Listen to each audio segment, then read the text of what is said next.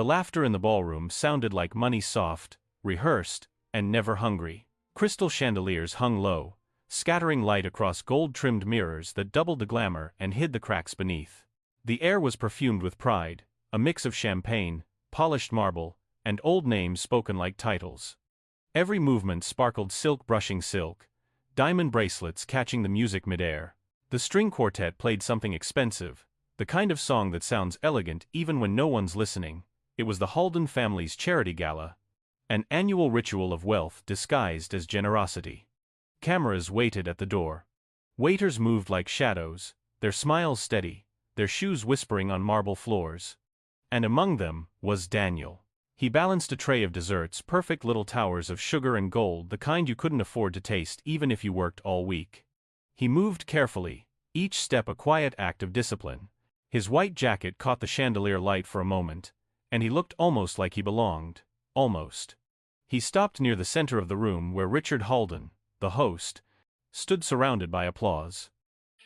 Richard was the kind of man who wore charm like a tailored suit, polished, practiced, and pleasant enough to forget it was armor. His laugh filled the air, booming, infectious. "Dance with us, Daniel," he joked, raising his glass, his words dripping with good-natured drunkenness. For a heartbeat, everyone smiled. Daniel froze, unsure if he should laugh.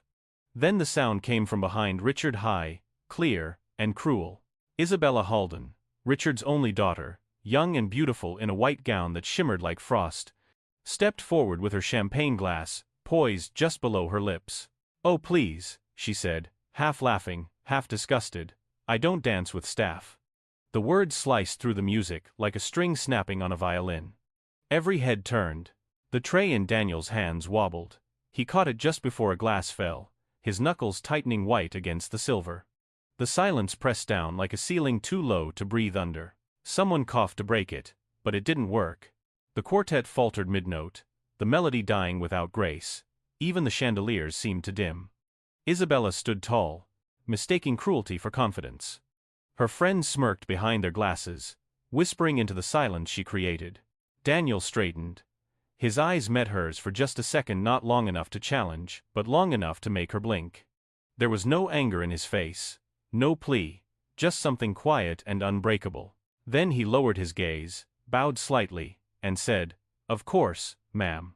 His voice was smooth, controlled, the kind of calm that hides a storm. He turned and walked away, his back straight, every step deliberate. The tray didn't shake anymore. Richard's smile had vanished. He stood frozen, his glass halfway to his mouth, the laughter he'd worn for the cameras now gone. His eyes followed Daniel across the ballroom, past the tables draped in white, past the people pretending nothing had happened. He caught glimpses of faces, some uncomfortable, some amused, most indifferent. He saw his daughter lift her glass again, sipping champagne with a grin that didn't belong to the girl he thought he raised. "Play something lively," someone said, forcing brightness into the air. The quartet obeyed, their bows trembling slightly. The crowd shifted, trying to move past the moment, as if shame could be hidden under applause, but the room felt different now, colder. The music returned, but it couldn't erase the sound of her voice, that sharp little sentence still hanging above the chandeliers. In the hallway beyond the ballroom, Daniel stopped. The air was cooler there, and the smell of champagne and perfume faded into polish and dust. He leaned against the wall for a second, staring down at the reflection of the lights on the silver tray. His face looked back at him in pieces, fractured, multiplied.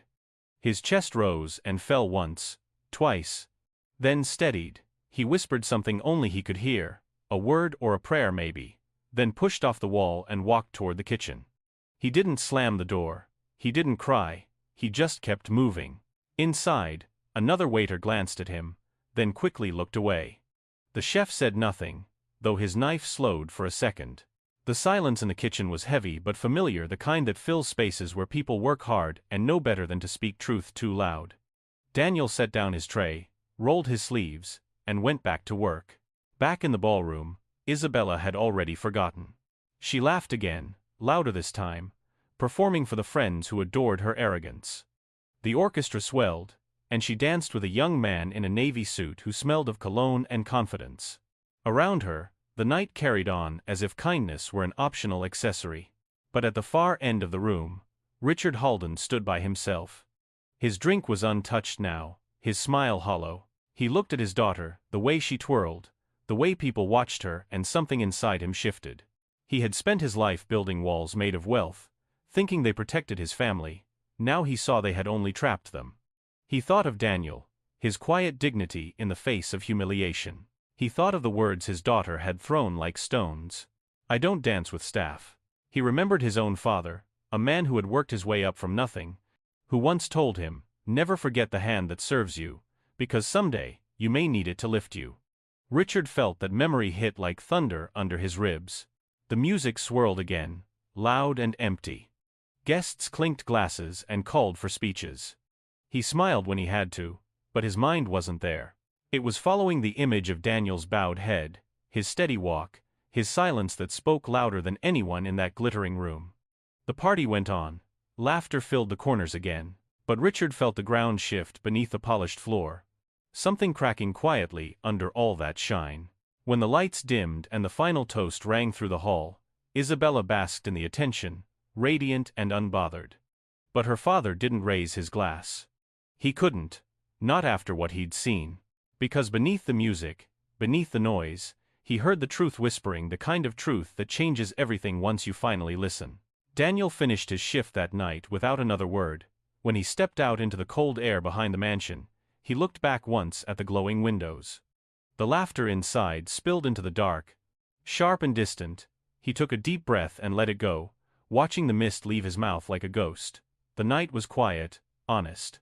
Somewhere behind those walls, people pretended to be better than they were. Out here, under the stars, there was no pretending. And up in the ballroom, Richard Halden stood at the window, watching that same night. His eyes followed the lone figure walking down the long driveway, shoulders straight, stride unbroken. For the first time, he didn't see a waiter, he saw a man. And as the music swelled one last time, Richard knew this night, the one his daughter thought she owned, wasn't hers anymore. It belonged to the man who walked away with nothing but his pride. Because sometimes, the quietest person in the room is the one holding up the ceiling. Chapter number 2. Morning came in soft gray light that slid across the marble floors and made the night's glitter look tired. The mansion breathed the way big houses do after a party, shallow and slow, as if it, too, had a hangover. You could hear the quiet language of work, the clink of china, the soft thud of folded linens, the brush of brooms against hall runners that caught secrets as well as dust. Daniel stepped through the staff entrance before the clock could claim the hour, uniform pressed, shoes clean, face arranged the way you learn to arrange it in homes where your name is printed on a schedule, not a door. He moved like he always moved, steady, exact, invisible on purpose, but inside something was cracking, quiet as ice shifting under a frozen lake. In the pantry, a dishwasher glanced up, eyes asking the question no mouth dared. "You okay?" Daniel nodded because the day required nods. He lined crystal flutes along a towel and watched his hands work without shaking. Around him, the whispers traveled from mouth to mouth like small birds too afraid to land. They saw it, they heard it. In the ballroom last night, under chandeliers and polished smiles, they saw the daughter cut him with a sentence and watched the room pretend it was a paper cut. In the hallway, a housekeeper murmured, "Leave it alone, pride gets you fired." Another said, "They always forget we remember." Daniel folded the towel and told his breath to behave. He had survived harder rooms than this one. He had learned the price of speaking in places that mistake silence for gratitude. Still, last night lived in his chest like a fist that hadn't unclenched. Upstairs, sunlight spilled into a bedroom that looked like a page torn from a magazine. Isabella lay among white sheets and admiration. Her phone glittered with praise that felt like sugar on the tongue and poison in the blood. "You handled that perfectly." Boundaries, sis. He should know his place. The words blinked in bubbles that made cruelty look cute. She smirked, fingers tapping hearts, while a smile trained for cameras found her lips on its own. She didn't hear the vacuum hum below her like a tired song. She didn't smell the lemon oil that meant someone else's hands were making her world shine again. She rolled onto her stomach and snapped a picture of the morning light on her diamond bracelet. The caption wrote itself. Beautiful, blessed, booked. In the doorway, a shadow lingered. Richard Halden had not slept. The day had carried him from bed to window to chair to door, and still the image would not leave him. A man with a tray, standing very still in a room full of people who clapped for the wrong things. He read the messages over Isabella's shoulder and felt something twist inside him in a way money could not smooth. "They're proud of you," she chirped, not looking up. He studied her profile, the chin he had kissed when it was small, the eyes he once trusted to see people, not roles, and wondered when the light in them learned to aim down. He said nothing then. Words felt like cheap decorations in a room that needed the walls rebuilt. He walked the corridors instead, letting the house tell on itself. He touched the banister polished by hands no guest ever thanked. He paused in the kitchen where the staff kept their mugs with chipped rims and found the chipped places sharper than his guilt. He passed a wall of family photos and saw a story edited for comfort. He heard the quiet as a kind of indictment. At dinner that night he took his seat at the long table that had fed senators and starlets and strangers who bought tickets to generosity. The silver shone the way wealth insists it must. Isabella floated in, dressed in silk, the color of a lie that thinks it's true. She laughed before sitting, habit, muscle memory. Daniel moved in the careful orbit of service, clearing plates like a man walking a tightrope over a canyon he'd already crossed 100 times. When he reached for the candlesticks, Richard spoke, softly, like a confession to the room itself. "You're a fine man." The air stopped. Daniel's hand paused mid-reach. The flame trembled and did not go out. Isabella made a sound between a scoff and a plea. "Father, please." "He's just staff." The words clattered against the china and lay there ugly and loud. Richard did not look at her. He looked at Daniel with eyes that had finally learned where to focus. "No one is just anything," he said. "Remember that." He said it to Daniel, but it landed on himself like a verdict. After dinner, silence walked beside him down the hall. It did not accuse, it asked. "What will you do, now that you know?" He stood in his study where the city blinked through tall windows and opened a drawer full of invitations and old promises. He found a photograph of his father, sleeves rolled, hands rough, smile quiet. He heard the old man's voice again. "Don't let money make you forget which way to bow." He had bowed the wrong way last night, toward applause instead of truth. The shame did not crush him. It steadied him, the way a firm hand on the back can teach a child how to stand. He picked up his phone and called the events manager, then the quartet, then the caterer, then the head of staff. When they asked for details, he said, "We're changing everything." When they asked why, he said, "Because a house is only as noble as the way it treats the people who clean it." He wrote an email to the guest list with a subject line that sounded like every other gala and a body that did not. Private evening, limited seats, purpose, not performance. He closed his laptop and sat with the weight of his choice until it felt less like a risk and more like oxygen. Morning found Daniel polishing glass that held more reflections than truth. He counted spoons, folded napkins, checked the angles of place cards that never held his name. The head of staff entered with a clipboard and a look that meant change. "Mr. Halden wants everyone in the ballroom at noon," she said. Everyone. In the hallway, news moved faster than feet. The florist frowned. The DJ blinked. The valet shrugged. Daniel wiped his hands on a towel and told his nerves to wait their turn. Noon came like judgment and mercy at once. They gathered beneath the chandeliers that had watched people pretend. Housekeepers with tired wrists. Gardeners with honest knees. Cooks with hands that remembered other kitchens. Daniel stood near the back, a white shirt in a sea of uniforms. Richard faced them without a podium, just a man under light that didn't ask questions. His voice did not reach for grandeur, it reached for clarity. "I failed you last night," he began. No one moved. The confession didn't fall. It landed. "I taught my daughter many things. I forgot to teach her the most important one." He named it without dressing it up. Respect. He said the word like he was setting a table for it and pulling out a chair. Isabella was not there. He had asked her to come and she had rolled her eyes. He had asked again, and she had said, later. He would not wait for later to be decent. He told the staff about the event he was planning, not for donors, but for dignity. He said the rules out loud so the house would hear. No titles on name tags. First names only. Guests sit where staff sit. Staff sit where guests sit. Service rotates. Stories rotate. The quartet would play, but the first dance belonged to the person whose work had been cut down the night before. He looked across the room to find Daniel and did not search long. "If you'll allow me," he said, "I owe you a dance." The room inhaled. Daniel did not smile. He did not cry. He stepped forward because forward was the only place left to go. He nodded once. "All right," he said, voice steady as a level beam. In her room upstairs, Isabella scrolled through a feed that had already begun to shift. A blog had posted a clip of her line from last night, taken by someone who filmed cruelty the way tourists film waterfalls. The comments were not kind. A friend texted, "Ignore them." Another texted, "Delete." Another said nothing but sent a link to a think piece about kindness written by someone who had never met it.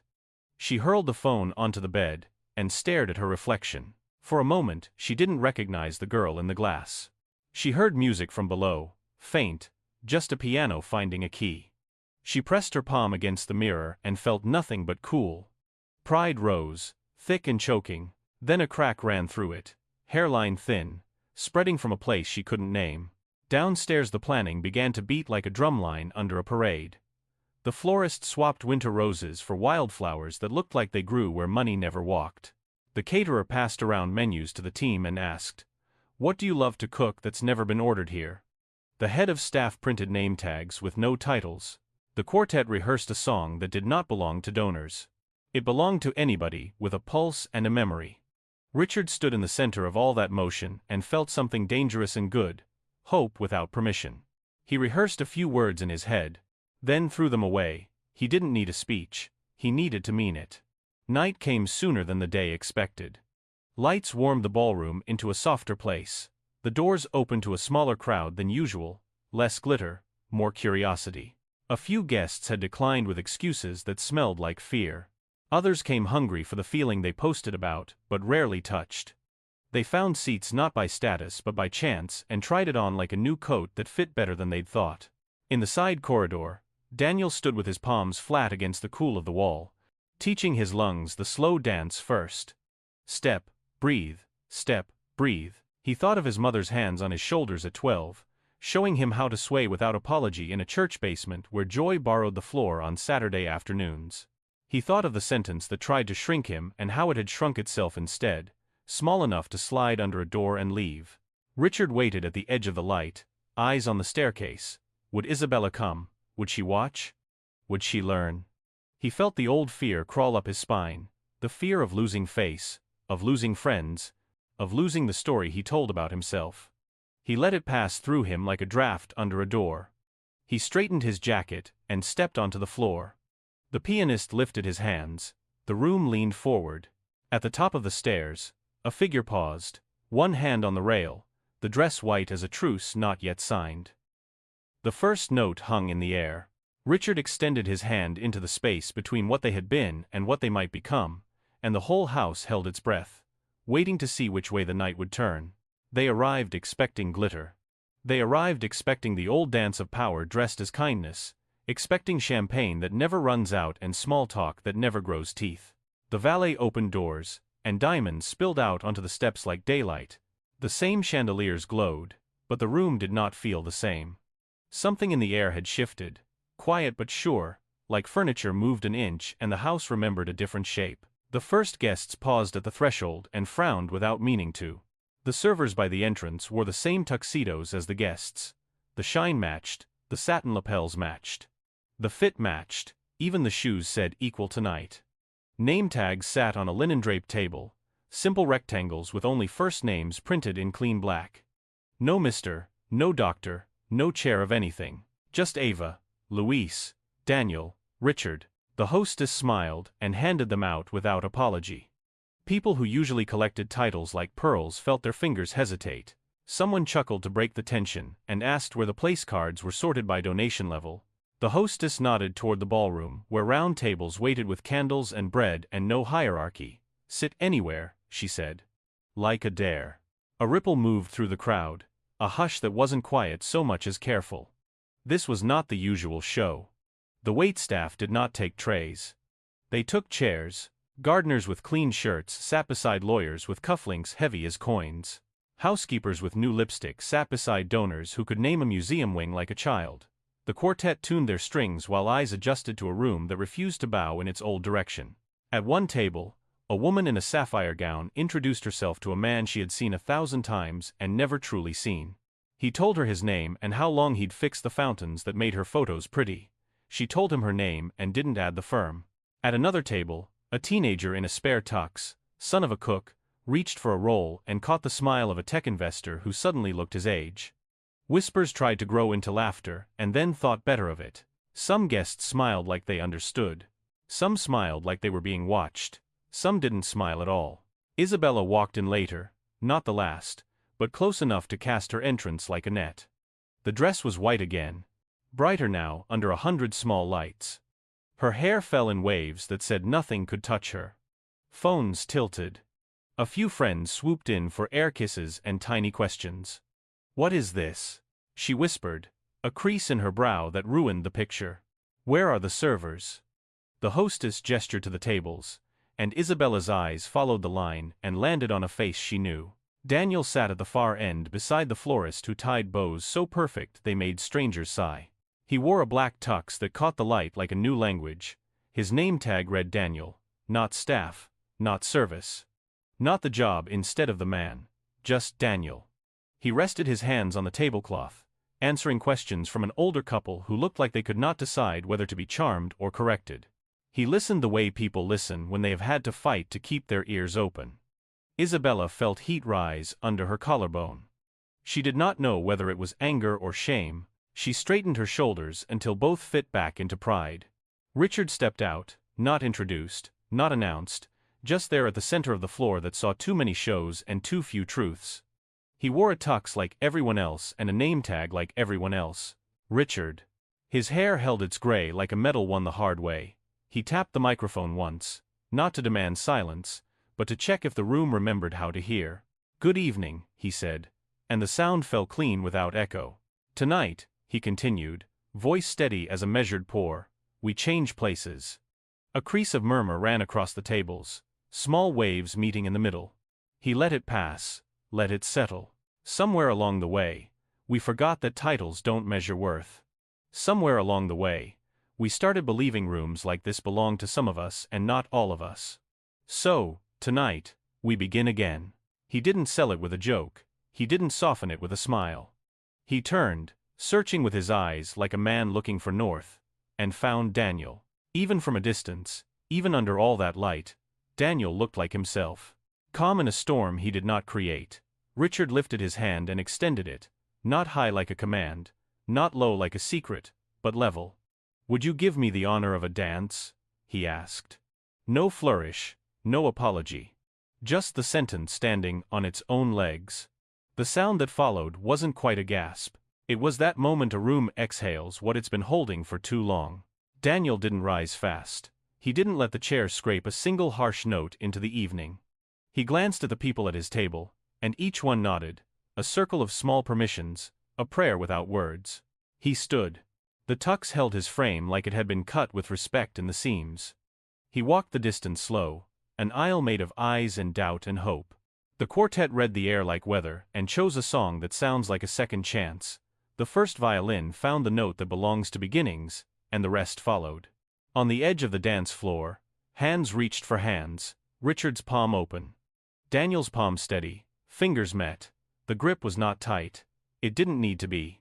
They stepped into the music with a quiet that made the chandeliers lean. Daniel's shoulders were relaxed the way a man's are when he refuses to carry what isn't his.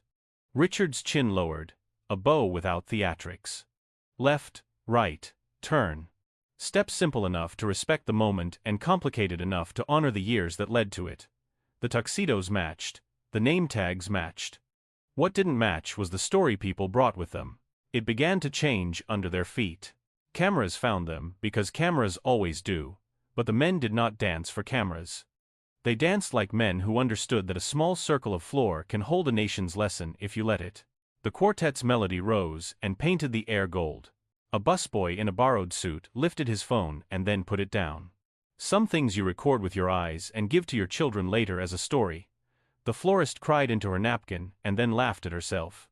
The gardener sat up straight as a ruler, and felt his heart remember a rhythm he thought work had stolen. At one table, a banker clapped softly in time, at another a councilwoman with sharp opinions softened, almost smiling, as if the music filed the edges down. On the far side, Isabella stood where the light did not reach. The white dress drank whatever it could. Her friends pulled at her sleeve, hungry for something outrageous, for a line they could repeat tomorrow with teeth. She could not give them one.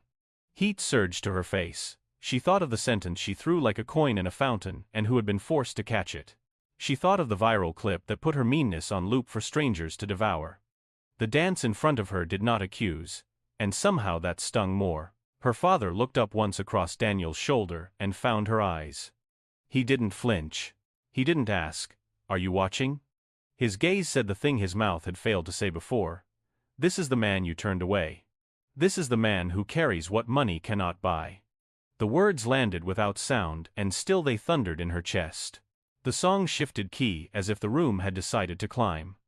A child's giggle from somewhere near the back rang like a bell, and then hid in a sleeve. Two women who'd never sat together before leaned toward each other and whispered what felt like admissions.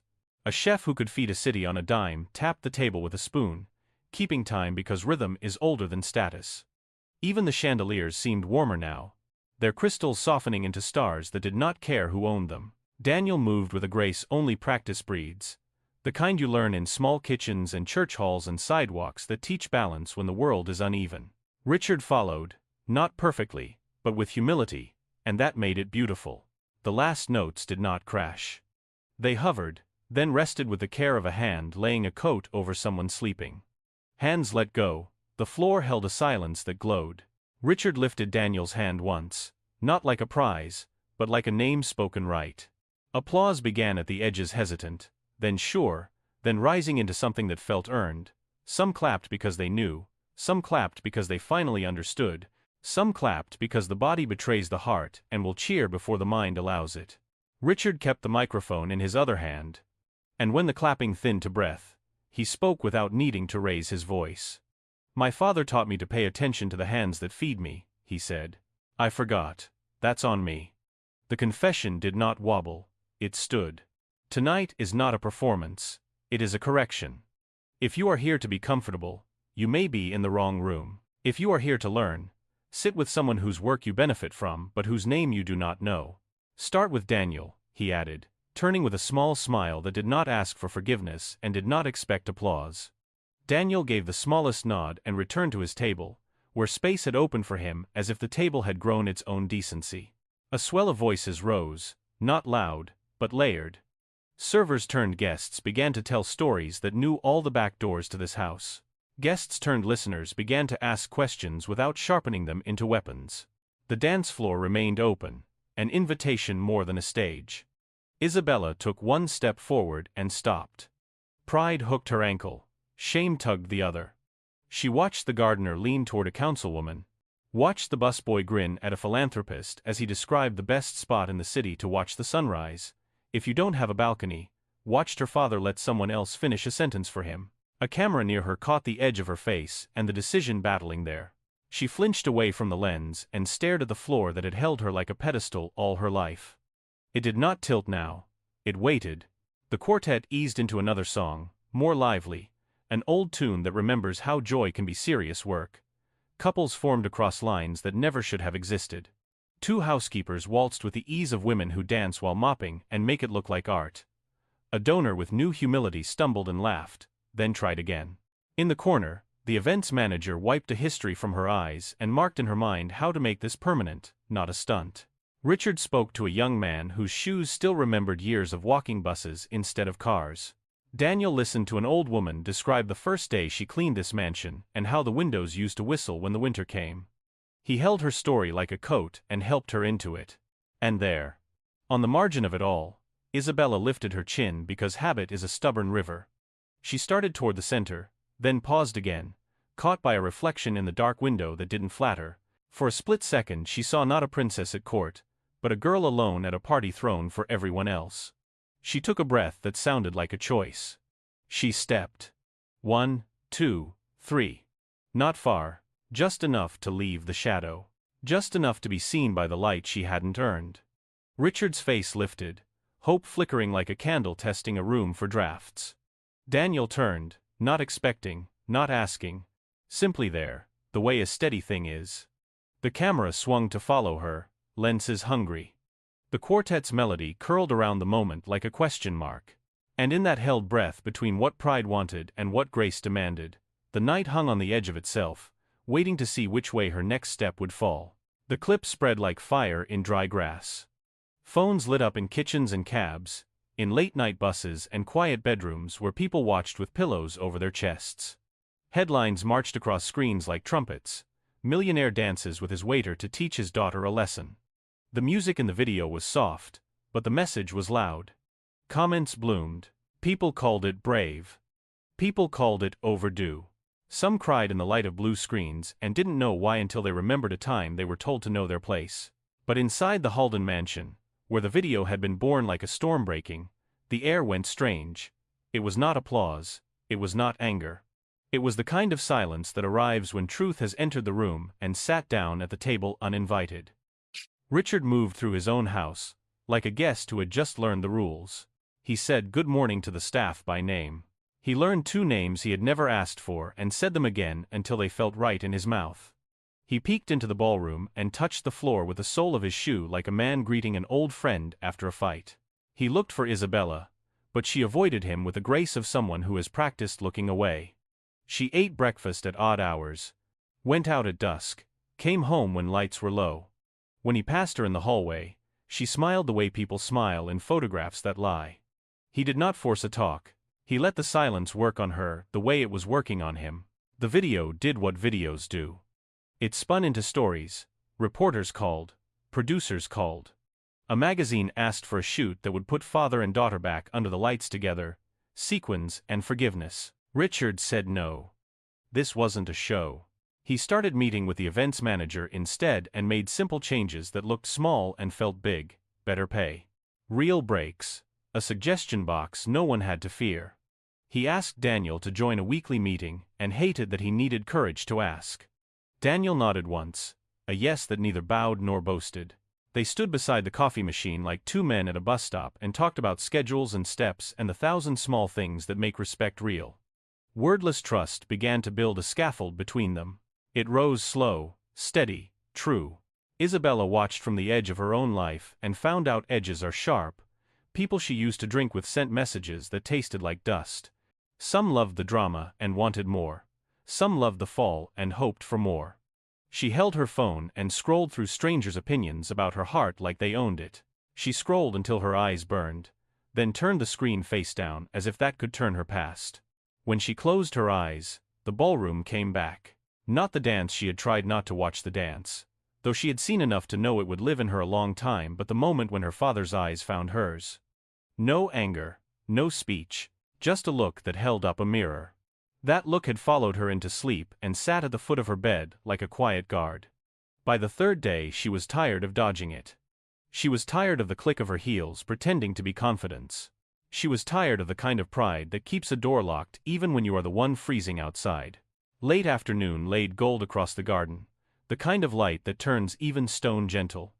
The staff was prepping for a small event, not a gala, something with fairy lights and soft music and fewer speeches. Daniel stood on a ladder, his shoulder brushing a branch that smelled like summer even in fall. He was fixing a string of bulbs that had lost their nerve. He worked with careful hands that knew how to be kind to things that broke. Isabella came out without a plan and found herself standing beneath him like a student who had forgotten her lines. She stood there long enough that the ladder hummed her nerves back down. Daniel, she said, and the name felt new and right and heavier than Sir. He tightened one last bulb and didn't turn, not yet. The lights above them woke one by one, little suns testing the sky. I'm sorry, she said, the words plain and bare, dressed in nothing fancy. He came down the ladder like a man who respects stairs. He wiped his hands on a cloth and looked at her without reaching for rescue. It's not me you owe, he said. The words didn't stab, they cleaned. It's yourself. She flinched the way a person flinches when an old wound is touched and relief sneaks in with the pain. Her eyes found the ground and stayed there. I was cruel, she whispered, and the truth sounded like a key that finally matched the lock. I was smaller than I want to be. He let her sentence stand on its own feet. He did not push it. He did not dress it. Then be bigger, he said gently, which is the kind of grace that makes change a job and not a poem. She nodded because there was nothing left to hide behind. Thank you, she said. He shrugged, a small movement that held a lot. Talk to your father, he added. Don't let strangers tell your story back to you. She almost laughed. They already are. He nodded. Then interrupt. That night, a handful of family friends came for dinner. The kind with no press releases and no speechwriters. The table was shorter, the room warmer. Candles burned lowercase flames. The staff moved with the kind of ease that comes when your work and your worth are not fighting each other. The quartet had the night off. A single pianist played from the corner like a memory humming. Conversation floated and didn't perform. Isabella sat at the far end with a napkin folded in her lap and a storm calmed into rain behind her eyes. Richard watched her without staring. He watched the way a father watches a horizon for weather. When the plates were cleared and the room got that soft sound of people who are full and honest, the pianist shifted into a tune that had walked through the house all week. It was the song from the dance, quieter now, like a story told in a kitchen while water runs. Isabella's chair scraped. Not loud, just true. She stood with a tremble that did not ask permission. She walked around the table as if the floor might move. It didn't. It held. She stopped near Daniel. He had been helping with coats, speaking to a guest about the easiest way to carry a heavy thing alone. He turned when he felt the hush converge behind him. Their eyes met at level, not above, not below. May I? She asked, voice low, the question wearing new clothes. He looked at her for the space of a breath in which the entire house waited. He saw pride with its hands open. He saw shame without its mask. He saw a girl working on becoming a woman. He smiled a small, real smile that felt like a door clicking. You may, he said. The first step is always the hardest to see. Then it becomes a rhythm. The pianist lifted the song into the air like a lantern. Isabella placed her hand in his with the care of one who knows how easy it is to break trust. He placed his hand at her shoulder with the respect of one who knows how heavy the past can be. They moved, not like a spectacle. Like a sentence finished right after too many wrong starts. The room quieted into a single breath. Forks paused midair as if even silver wanted to listen. A housekeeper leaned against the doorframe and let her face rest. A gardener set down a crate and wiped a brow that suddenly felt cool. The lights in the garden winked through the window in time with the music, as if the bulbs remembered being fixed and wanted to glow better to say thank you. Richard watched with eyes that had learned, finally, where to place their tears. He remembered a little girl standing on his polished shoes at weddings, trusting his lead. He remembered the woman she had been trying to be last week, and the one she might now choose to become. He didn't speak until the last note did that tender thing music does, hanging in air like a promise you can almost hold. He spoke not to the room, not to the cameras that weren't there, but to the idea that had been wrong for too long. Respect doesn't come from who you are above, he said. Voice soft as a hand on a shoulder. It comes from how you stand beside. No one clapped. Not at first. It didn't need a clap. It needed a breath. Then the breath came, and with it came the kind of applause that feels less like noise and more like agreement. After, Isabella walked into the kitchen, where apologies count more than in front rooms. She said thank you to a woman who keeps the knives sharp for everyone else's comfort. She asked a question about the ovens and listened to the answer all the way to the end. She took off her bracelet, white stones like rain, and put it in a drawer because sometimes you have to remove the sound of yourself to hear others. She found her father in the hallway between rooms that had always been separate and hugged him like bridges do their work. I want to do better, she said into the fabric of his jacket. Then do, he answered, not a dare, just a map. Days folded into a kinder shape. Policies changed on paper and in practice. Staff schedules lost their cruelty. Names moved from the edges to the center. Richard sat at new tables with old humility. Daniel kept working and also kept being asked to lead things that mattered. He said yes when yes was right and no when no was needed. He danced again sometimes, not for headlines, not for lessons, just because the music asked. And in a city that loves rumors more than rain, a small rumor started. The Halden house had learned how to listen. People didn't believe it at first. Then they saw small proofs. Then they brought their own. The viral clip sank down into the sea of the internet like everything else, but the lesson stayed on shore. It hung in the doorway of the mansion, and in the hallway of a small apartment where a mother played the song and told her son, "Don't let anyone tell you who you are." It slipped into a manager's mouth at a restaurant where he introduced his team by name. It found the inside of Isabella's chest where a new thing had begun, not a brand, not a speech, a habit. When she spoke too fast, she caught herself. When she rose too high, she reached down. When she didn't know, she asked. And when the pianist visited on a quiet afternoon and let his fingers slide over the keys again, she smiled at the first note and whispered, "Beside, not above." In the end, it wasn't about a dance. A dance is a picture. This was about posture.